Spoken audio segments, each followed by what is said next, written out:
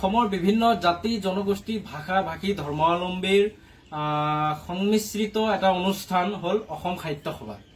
অসমৰ এটা পবিত্ৰ আৰু ভাৰতবৰ্ষৰ সৰ্ববৃহৎ এটা সংগঠন। এই সংগঠনক আমি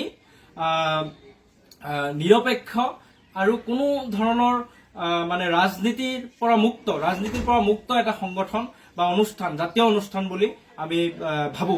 কিন্তু এইবেলি অসম সাহিত্য সভাৰ 31 জানুৱাৰীৰ পৰা হ'বলগীয়া যি পাঠশালা অধিৱেশন, এই অধিৱেশনত আমি দেখিবলৈ পালো তাতে এটা ধৰ্মীয় ৰাজনীতি আৰম্ভ কৰা আমাৰ দৃষ্টিগোচৰ হৈছে।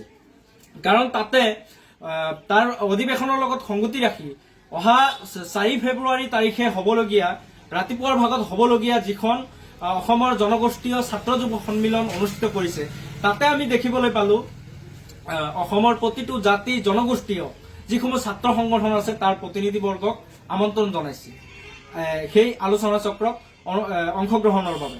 কিন্তু ইয়াৰ বিপৰীতে সেই চিঠিখনত, যিখন চিঠি সাহিত্য সভাই ইতিমধ্যে প্ৰকাশ কৰিছে অধিৱেশনৰ, সেই চিঠিখনত আমি দেখা নাপালো অসমৰ দ্বিতীয় বৃহৎ জনগোষ্ঠী বা সম্প্ৰদায়ৰ যি সংখ্যালঘু মুছলমান লোক, এই সংখ্যালঘু মুছলমান লোকসকলক প্ৰতিনিধিত্ব কৰা কোনো এটা জাতীয় সংগঠন বা কোনো এটা ছাত্ৰ সংগঠনক তেওঁলোকে আমন্ত্ৰণ জনোৱা নাই।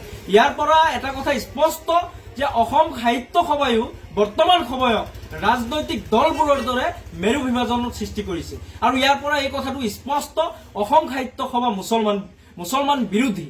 সেয়ে অসমৰ যিসকল সাহিত্য সভাৰ লগত জড়িত আমাৰ মুছলমান লোক আছে তেওঁলোকক আহ্বান জনাইছো যে এইবেলি অসম সাহিত্য সভাৰ পাঠশালা অধিৱেশন বৰ্জন কৰক আৰু অসম সাহিত্য সভাৰ পৰা সকলো মুছলমান লোক ওলাই আহিব লাগে, আঁতৰি আহিব লাগে, আঁতৰি আহি নিজে নিজে সাহিত্য চৰ্চা কৰক। সাহিত্য চৰ্চাৰ কাৰণে অসম সাহিত্য সভাৰ কোনো ধৰণৰ মুছলমান লোকৰ প্ৰয়োজন নাই। কাৰণ তেওঁলোকৰ চৰিত্ৰ, তেওঁলোকৰ অসম সাহিত্য সভাৰ স্থিতি আমি এই চিঠিখনত স্পষ্টভাৱে দেখা পালো।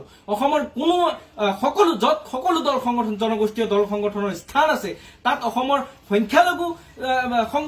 সংখ্যালঘু বা মুছলমান লোকসকলক প্ৰতিনিধিত্ব কৰা কোনো এটা সংগঠনৰ নাম কিন্তু তাত নাই। ইয়াৰ পৰা কি বুজা যায়? এয়া সাহিত্য সভাৰ ইচ্ছাকৃত ভুল। তেওঁলোকে জানি শুনি ভুল কৰিছে, তেওঁলোকে মেৰু বিভাজন সৃষ্টি কৰিছে। অসমৰ মুছলমানসকলক আহ্বান জনাম, অসম সাহিত্য সভাৰ আমাৰ কোনো প্ৰয়োজন নাই। অসম সাহিত্য সভা আমি বৰ্জন কৰি আমি নিজে নিজে সাহিত্য চৰ্চা কৰিব লাগে।